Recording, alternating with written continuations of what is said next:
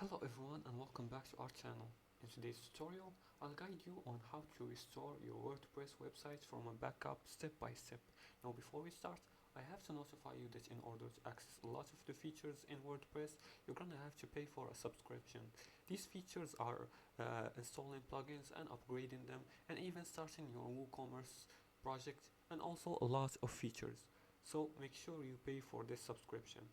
Now, I didn't pay for this subscription myself, but I'll guide you through the process verbally, and if you follow my instructions, you're gonna be able to restore a WordPress website from backup in no time. Now, let's get down and follow these few steps together. The first step is to identify your backup method. Determine whether your backup was created via your hosting provider, a plugin, or manually, and ensure you have access to the backup files. The second step is using a plugin.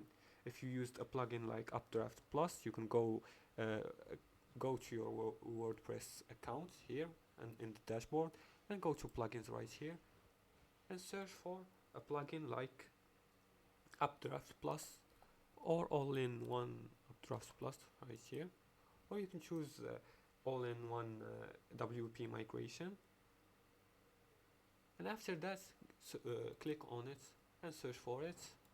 After that, click on it and upgrade and activate it and install it. And after installing the plugin, just upload your backup file and follow the plugin's restore process. Now for the third step is to via cPanel.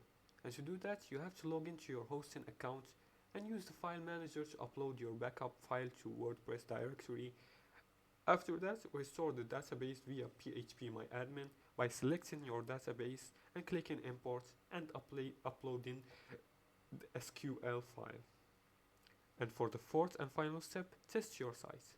After restoring it, test your site to ensure everything works as expected, and clear your browser cache if you see outdated content.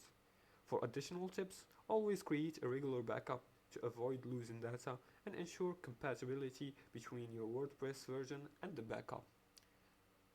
And that's it for today's tutorial. If you liked this video and found it helpful, please like and subscribe, and feel free to leave a comment below the video if you have further more questions about this topic.